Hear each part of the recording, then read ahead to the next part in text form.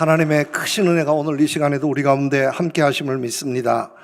에스겔 선지자는 남한국 유대 나라가 대단히 힘들고 어려운 시절에 하나님의 부르심을 받고 하나님의 말씀을 선포했던 선지자였습니다. 얼마나 힘들고 어려운 시대였는지 모릅니다. 유대 나라가 망하기 직전이었습니다. 바벨론의 침공을 받습니다. 3번에 걸친 침략을 받습니다. 완전히 망했습니다. 솔로몬이 지었던 그렇게 아름다웠던 성전, 이스라엘의 자존심과 같았던 성전도 사정없이 허물어졌습니다. 완전히 허물어졌습니다. 뿐만 아니라 그 성전에 있었던 금, 은으로 만든 모든 기구들을 바벨론이 수탈해 갔습니다. 뿐만 아니라 한 번 침략할 때마다 수만 명씩 포로로 붙잡아 갔습니다. 에스겔 또한 포로가 된 사람이었습니다. 바벨론이 2번째 예루살렘을 침공했을 때에 포로로 끌려갔습니다. 그리고 그 이후로 바벨론 땅에 살았습니다. 얼마나 답답하고 얼마나 절망적인 상황이었겠습니까? 자기 나라에 있으면서 바벨론의 지배를 받아도 답답할 지경인데 포로가 되어서 바벨론에서 살아야 했습니다. 바벨론의 종으로 살아야 했습니다. 여러분, 얼마나 절망적인 상황입니까?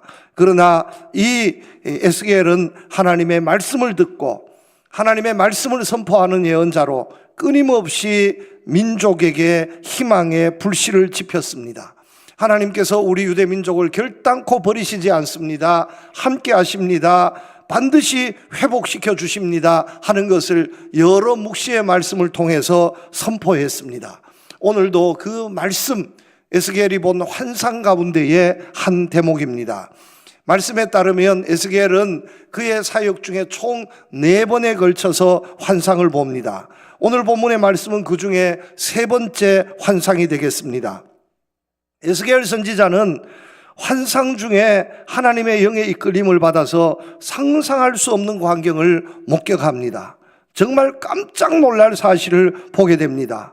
하나님께서 에스겔을 한 골짜기로 데려갔는데 그곳에 가보니 마른 뼈가 가득한 겁니다. 수없이 많은 뼈들이 가득한데 그 뼈들이 이미 다 말라 삐뚤어져 있었습니다.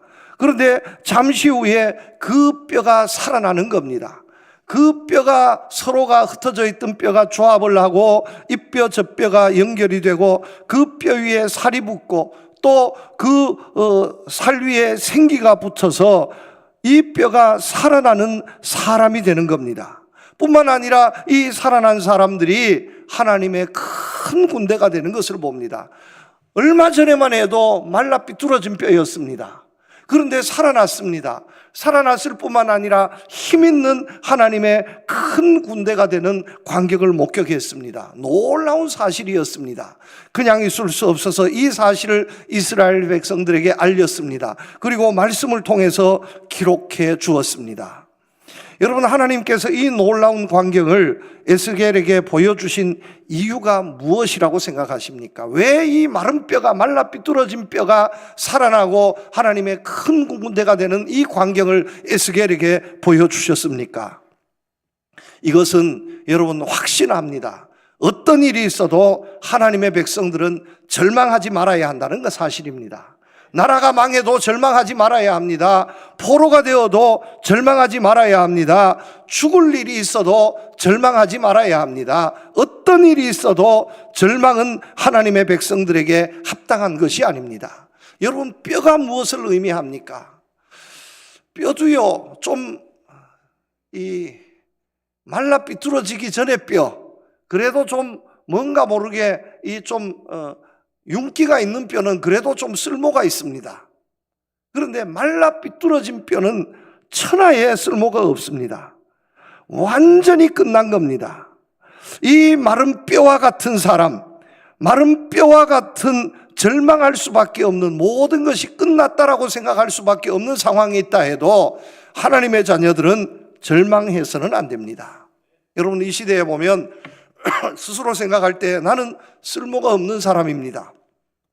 나는 마른 뼈와 같은 사람입니다. 이렇게 절망하는 사람들 얼마나 많이 있습니까?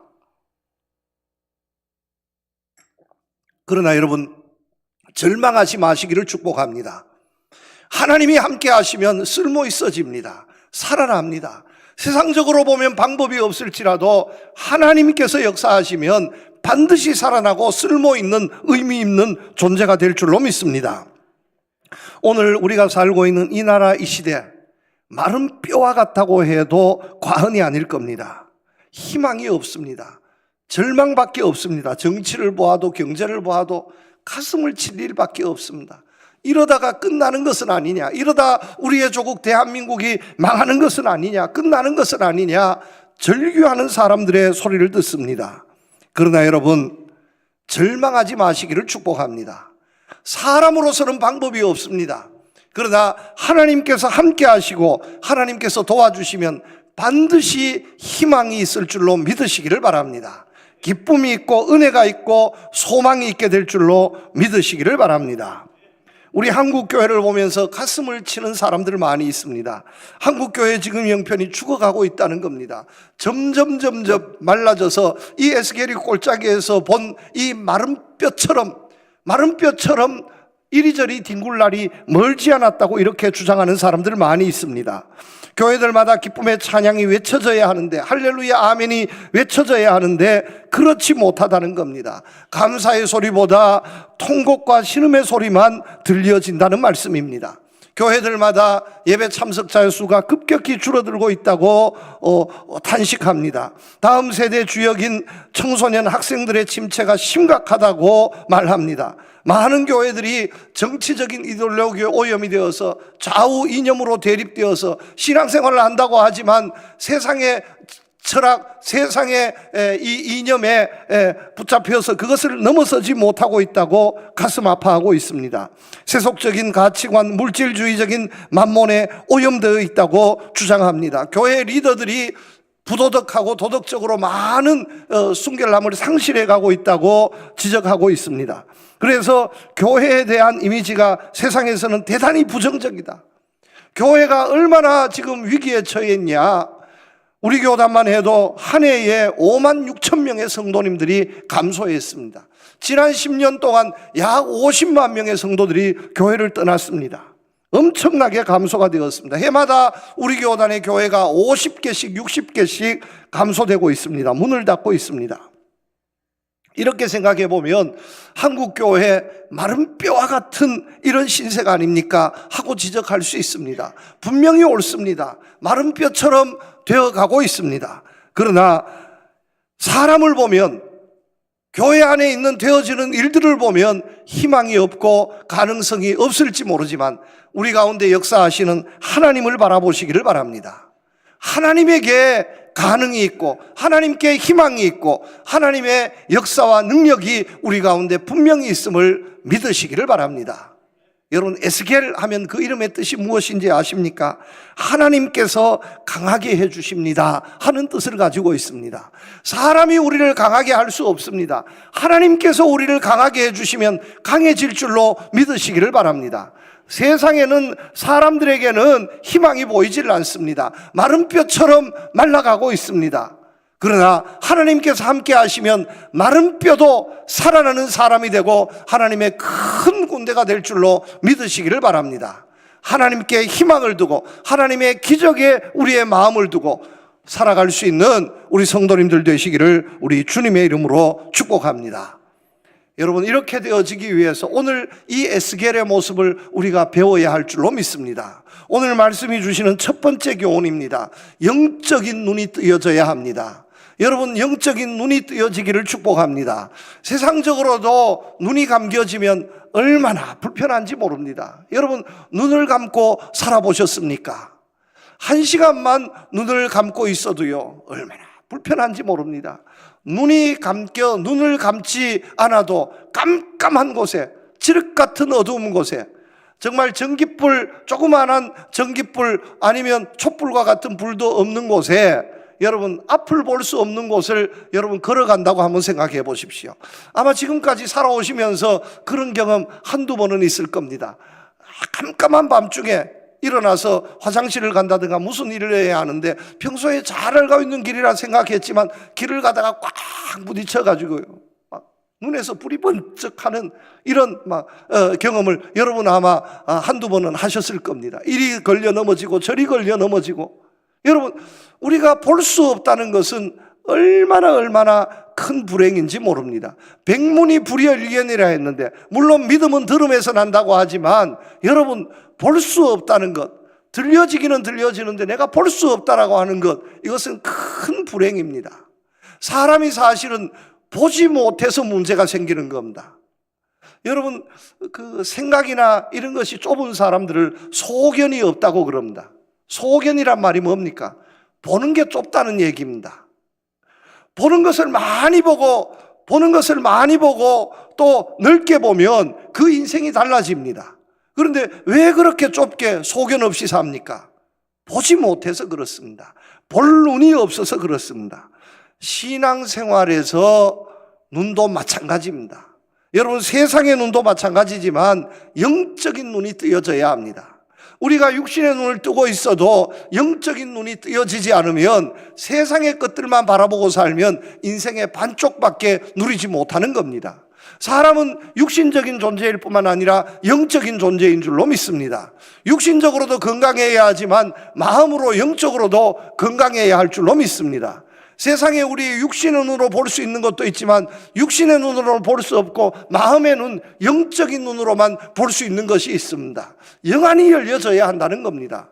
똑같은 것을 보아도 어떤 사람은 마른 뼈밖에 보이지 않습니다. 그런데 에스겔은 마른 뼈 속에서 살아나는 하나님의 큰 군대를 보았습니다. 여러분, 이런 영적인 눈이 열려지시기를 우리 주님의 이름으로 축복합니다. 우리 속담에 개 눈에는 뭐밖에 보이지 않는다 하는 속담이 있습니다. 개가 여러 많은 것을 보지만 지나가다가 요즘 개는 집에서 키우는 요즘 개는 그렇지 않습니다. 아무리 똥을 보아도 돌아보지 않습니다. 요즘 뭐 먹을 게 너무너무 많은데 개가 뭘 똥을 주워 먹겠습니까? 그런데 우리 속담에 왜 그런 속담이 생겼는지 모르지만 개가 똥을 그렇게 좋아하는지 뭐 어떤지는 모르겠습니다만은 개 눈에는 뭐밖에 보이지 않는다, 똥밖에 보이지 않는다 하는 이런 속담입니다. 여러분, 가치 없는 것, 똥과 같은 것, 가치 없는 것, 이런 것만 쳐다보고 살아간다면 개보다 못한 사람이라는 말씀입니다. 세상에 내 눈에 보여지는 그것만 볼 수 있다면 내 인생이 변하지 않습니다. 남들이 보지 못하는 것을 볼 수 있어야 합니다. 남들이 보지 못한 것을 볼 수 있는 영안이 열려지면 거기에서 위대한 역사가 이루어진다는 말씀입니다. 여러분, 출애굽 시절로 돌아가 봅니다. 모세의 명령으로 이스라엘 12지파의 대표들이 가나안 땅을 정탐하러 갑니다. 여호수아와 갈렙 포함해서 각 지파별 대표 12명이 갔습니다. 가나안 땅을 40일 동안 정탐하고 삽삽히 둘러보고 왔습니다. 그런데 세상에 보고가 완전히 다른 겁니다. 같이 보고 왔는데 그 보고 온 사람들의 보고가 완전히 다른 겁니다. 여호수아와 갈렙은 이렇게 보고합니다. 그들이 기골이 장대하지만 그들은 우리의 밥입니다. 우리의 밥입니다. 그런데 나머지 10명의 대표들은 어떻게 보고합니까? 와, 우리가 거기에 가나안 땅에 가서 안악 자손의 후손을 보았습니다. 우리는 그들에 비하면 메뚜기와 같습니다. 여러분, 이 말을 듣고 온 이스라엘 백성들이 절망하고 원망했습니다. 여기에서 하나님께서 큰 벌을 내리시는 겁니다. 하루를 1년으로 계산해서 안 되겠다, 너희들은 도저히 안 되겠다, 40년 동안 좀 고생을 해봐야 가나안 땅에 들어가서도 제대로 볼 것을 보지, 이대로는 안 되겠다 해서 40년 방황하게 40년을 훈련을 시킵니다. 그러면서 그 40년 동안 잘못 보고 온 사람들 1세대의 출애굽의 주역들을 광야에서 다 죽였습니다. 자연적으로 다 죽게 했습니다. 정말 이 잘못된 시각에 오염된 세대들을 다 정리했습니다. 그리고 새롭게 볼 수 있는 세대, 그 세대들을 데리고 가나안 땅에 들어가게 된 겁니다. 여러분, 아무리 좋은 것을 보아도요, 정말 볼 수 있는 핵심을 보지 못하면 인생의 변화가 없습니다. 정말로 보아야 할 것을 보아야 합니다. 그렇다면 우리가 하나님의 자녀로 정말로 보아야 할 것이 무엇이겠습니까? 여러분, 하나님을 볼 수 있기를 축복합니다. 오늘 이 시대에 세상 사람들, 예수님 믿지 못하는 사람들이 눈을 찢고 찾아보아도 볼 수 없는 하나님을 볼 수 있는 믿음의 눈이 열려지시기를 축복합니다. 똑같은 것을 보아도 하나님의 기적을 볼 수 있는, 하나님의 역사를 볼 수 있는 믿음의 눈이 열려지시기를 주님의 이름으로 축복합니다. 구주를 생각만 해도 이렇게 좋거든. 주 얼굴 배울 때야 얼마나 좋으랴. 여러분, 주님의 얼굴을 보고 주님의 역사를 바라본다면 얼마나 행복해지겠습니까?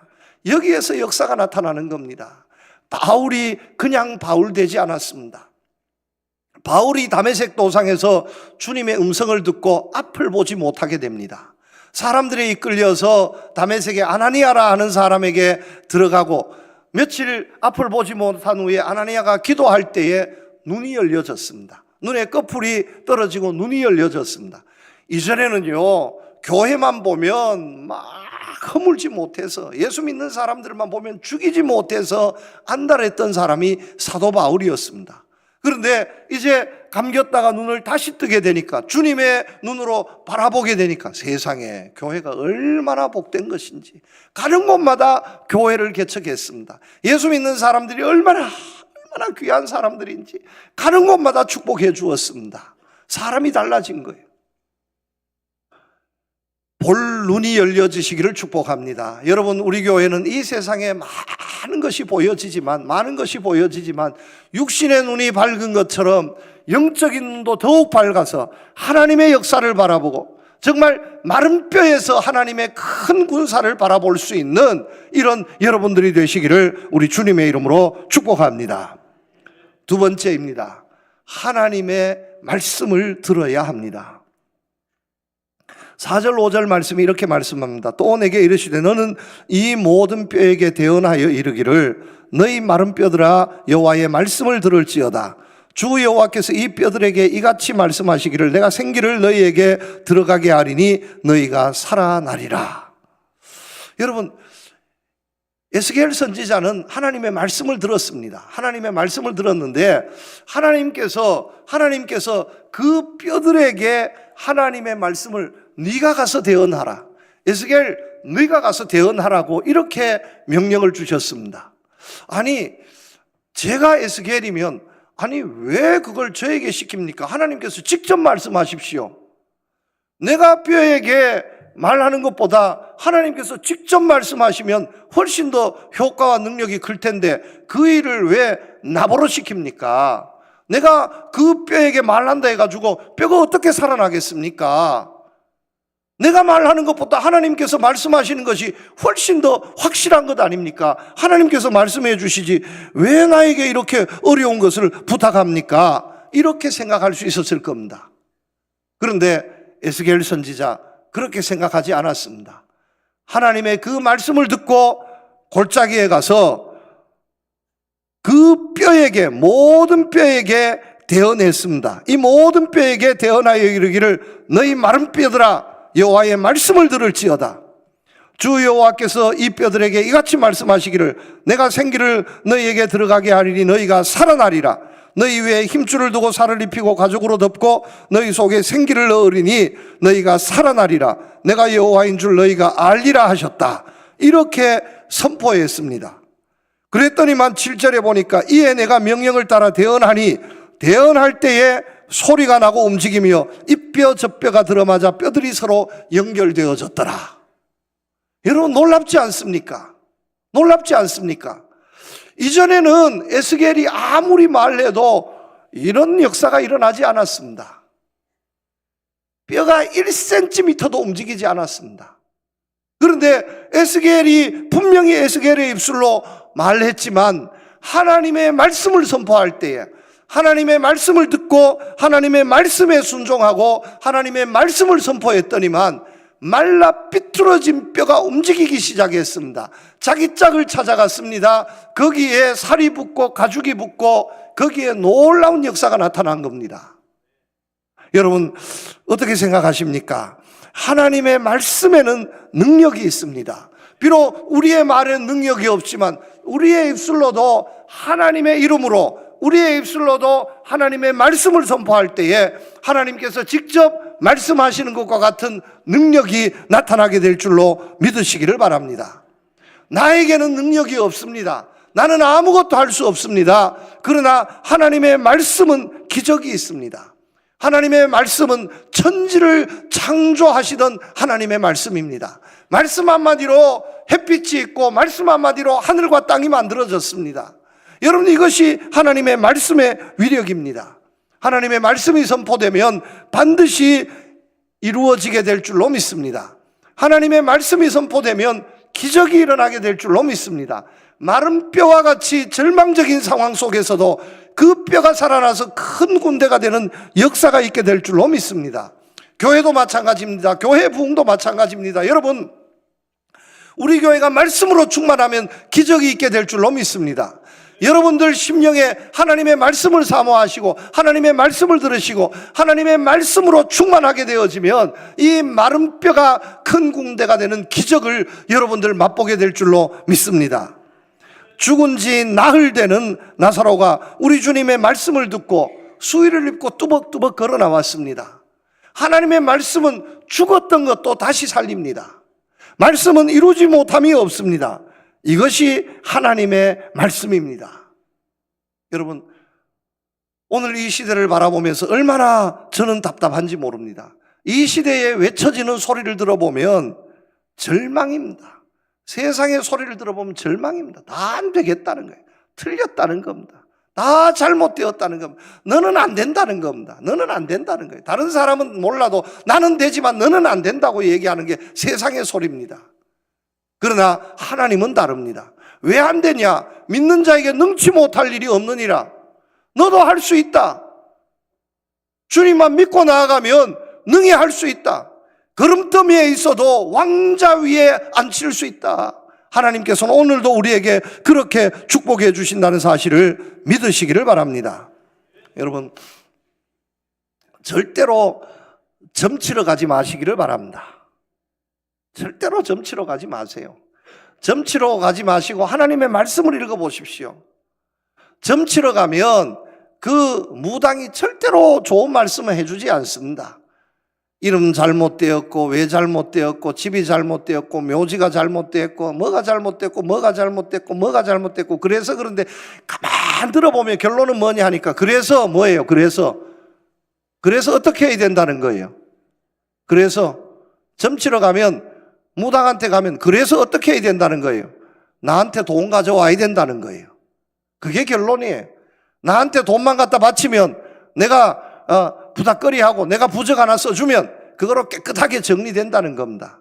여러분 거기에 또 많은 사람들이 멍청하게 다 넘어가요. 여러분 이름이 잘못돼서 그게 잘못돼서 그런 것이 아닙니다. 우리에게 문제가 없는 것은 아니지만 우리에게 어떤 문제가 있어도 하나님께서 말씀해 주시면 하나님의 말씀이 역사하면 깨끗이 완벽하게 고쳐질 줄로 믿으시기를 바랍니다. 비록 에스겔이 선포했지만 하나님이 직접 선포하지 않았습니다. 에스겔이 선포했지만 그러나 에스겔의 선포의 말을 듣고 마른 뼈가 살아났다는 겁니다. 여러분 한번 생각해 보십시오. 세례 요한을 광야에 외치는 자의 소리라 그럽니다. 왜 광야에서 외칩니까? 예루살렘 성에서 외쳐야지. 왜 길거리에서 외쳐야지? 왜 광야에 가서 외칩니까? 그런데 세례 요한은 광야에서 외쳤습니다. 어떻게 보면 보통 이상한 사람이 아닙니다. 그러나 비록 그는 광야에서 외쳤지만 어떻습니까? 그 외치는 자의 소리를 듣고 주님의 길이 예비되었습니다. 예수님의 길을 예비했습니다. 여러분 오늘 우리 교회가 하나님의 말씀을 선포해야 할 줄로 믿습니다. 하나님의 말씀으로 이 시대를 위로하고 축복해 주어야 할 줄로 믿습니다. 세상은 안 된다 그럽니다. 세상은 마른 뼈를 들고 오늘도 이러니까 이것은 안 된다고 틀렸다고 얘기합니다. 그러나 우리는 그 마른 뼈를 들고 무슨 말씀이냐, 하나님께서 말씀하시면 살아날 수 있습니다, 보십시오 하고 외칠 수 있어야 합니다. 어떤 일이 있어도 희망을 주어야 합니다. 축복해 주어야 합니다. 격려해 주어야 합니다. 할 수 없는 것이 아니라 할 수 있습니다. 우리로서는 아무것도 할 수 없지만 하나님이 역사하시면 무엇이든지 할 수 있습니다. 이런 축복의 말씀, 긍정의 말씀, 하나님의 은혜의 말씀, 능력의 말씀을 이 세상에 선포해야 할 줄로 믿습니다. 이 말씀을 들을 때에, 이 말씀이 그의 영혼에 울려 퍼질 때에 비록 마른 뼈와 같아도 다시 살아나게 되고 큰 기적이 이루어진다는 것을 여러분 믿으시기를 바랍니다. 스코트 팩이라는 사람, 랍비의 선물이라는 글을 썼습니다. 젊은이들이 우리가 경건하게 살기를 원합니다 해서 사막에 수도원을 만들었습니다. 그리고 공동생활을 시작했습니다. 많은 젊은이들이 모여들었습니다. 처음에는 천국과 같았는데 1년, 2년 지나고 나니까 막 갈등이 생기기 시작하는 겁니다. 다툼이 있고, 이건 천국이 아니라 차라리 수도원이 아니라 지옥 같아, 이렇게 절망하고 많은 사람들이 수도원에서 떠나게 되었습니다. 그런데 5사람이 딱 남았습니다. 수백 명이 모여 있었던 수도원이었는데 5사람밖에 남지 않았습니다. 야, 이러다가 어떻게 하냐, 우리 5명이 해야 되나 말아야 되냐, 문을 닫아야 하나 말아야 하나, 몇 날 며칠 기도하고 토론했지만 답이 없었습니다. 그래서 이 5명의 젊은이들이 당대의 최고로 유명한 선생님 랍비를 찾아갔습니다. 사정을 이야기하고, 선생님 어떻게 했으면 좋겠습니까? 이 수도원 문을 닫아야 되겠습니까? 계속 해야 되겠습니까? 보통 문제가 아닙니다. 보통 문제가 아닙니다. 큰일 났습니다 하니까 이 선생님이 한참 듣고 있더니만 이런 말을 했습니다.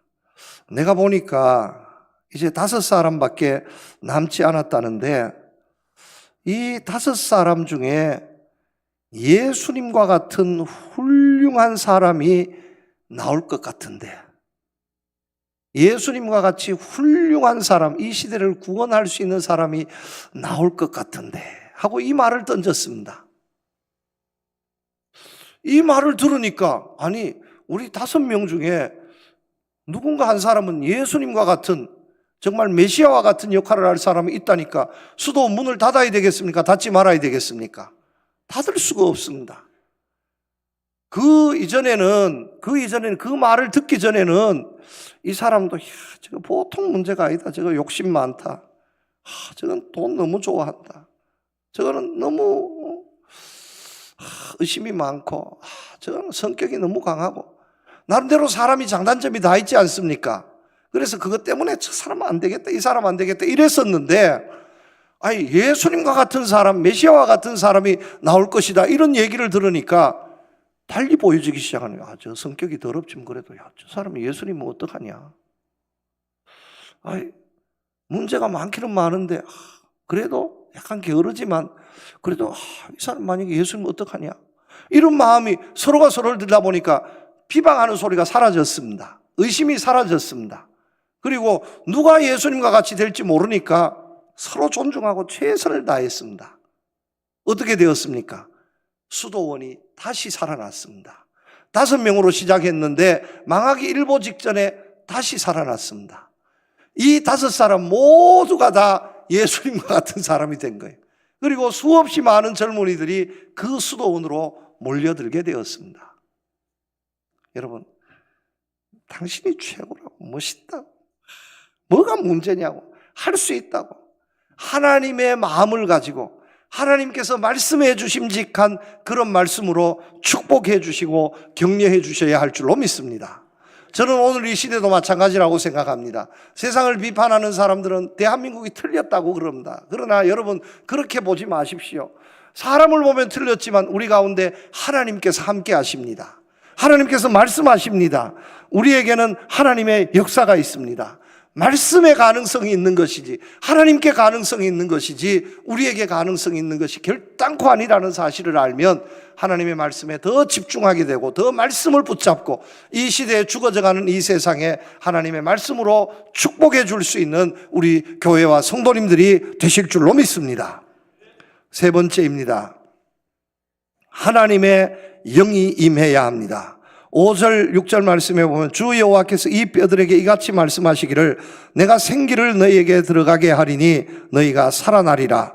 너희 위에 힘줄을 두고 살을 입히고 가죽으로 덮고 너희 속에 생기를 넣으리니 너희가 살아나리라. 또 내가 여호와인 줄 알리라 하셨다 하라. 10절입니다. 이에 내가 그 명대로 대언하였더니 생기가 그들에게 들어가매 곧 그들이 살아나서 일어나 서는데 극히 큰 군대더라. 이렇게 말씀하고 있습니다. 자, 모양은 갖추어져 있지만 이 마른 뼈가 사람이 되고 마른 뼈가 큰 군대가 되는 결정적인 계기가 무엇이냐? 생기가 그 속에 들어갔다는 겁니다.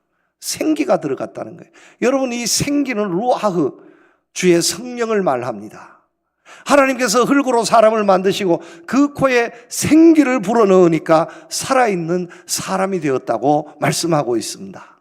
그 생기가 무엇입니까? 하나님의 호흡, 하나님의 성령입니다. 여러분, 주의 교회는 성령 충만해야 합니다. 성령 충만해야 합니다. 하나님의 영이 우리를 지배해야 합니다. 악한 영을 몰아내고 죽음의 영을 몰아내고 하나님의 영으로 충만할 때에 살아있는 하나님의 큰 군대가 될 줄로 믿습니다. 오늘 이 시대를 바라보시기를 바랍니다. 너무나 악한 영들, 사탄의 영들, 어둠의 영들이 이 세상에 짙게 드리워지고 있습니다. 우리를 억누르고 있습니다. 우리의 마음을 짓누르고 이 시대를 짓누르고 있습니다. 어떻게 몰아낼 수 있습니까? 여러분, 사람의 힘으로는 몰아낼 수 없습니다. 그러나 주의 성령으로 충만하면, 하나님의 생기, 성령의 바람이 우리 주의 교회에 불어오면, 그래서 우리가 이 성령의 바람으로 이 세상을 우리가 성령으로 바람을 불러일으키면 이 세상의 악한 영, 사탄의 영, 죽음의 영은 반드시 물러가게 될 줄로 믿습니다. 오늘 우리가 살 길이 바로 여기에 있다는 겁니다. 성령 충만해야 합니다. 여러분, 사람의 영으로 충만한 것이 아니라, 나의 영으로 충만한 것이 아니라, 여러분, 그것이 아니에요. 권력의 영, 물질의 영, 욕심의 영, 인격의 영, 지식의 영, 이런 것으로 충만해서 역사가 일어나는 것이 아니라 주의 성령의 영으로 충만해야 할 줄로 믿습니다. 하나님의 영으로 내 마음속에 하나님의 성령으로 충만하게 되면 인생이 달라집니다. 주의 교회가 성령으로 충만하면 교회가 달라집니다. 이 시대가 하나님의 영으로 충만해야 이 시대가 고쳐지게 될 줄로 믿습니다. 여러분, 기독교 역사를 보면 성령으로 충만했던 세대는 놀라운 역사가 일어납니다.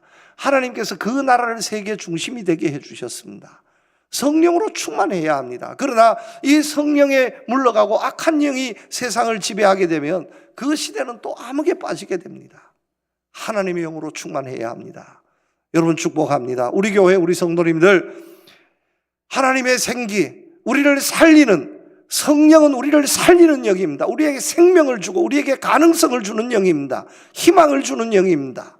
여러분, 이런 성령으로 충만한 교회와 성도님들이 다 되시기를 우리 주님의 이름으로 축복합니다. 하나님 아버지, 감사합니다. 마른 뼈가 살아나서 하나님의 큰 군대가 되는 기적을 오늘 말씀은 우리에게 보여주고 있습니다. 이런 기적이 오늘 우리 교회에, 우리의 가정에, 우리 이 시대에 일어나기를 소원합니다. 죽었던 자가 다시 살아나고 절망했던 자가 희망을 품게 하여 주시옵소서. 하나님을 볼 수 있는 우리 교회와 성도님들 되게 하여 주시옵소서. 하나님의 말씀을 듣고 하나님의 말씀을 선포할 줄 아는 우리 교회와 성도님들 되게 하여 주시옵소서. 주의 성령으로 충만한 우리 교회, 우리 성도님들 되게 하여 주시옵소서. 예수님 이름으로 기도드리옵나이다. 아멘.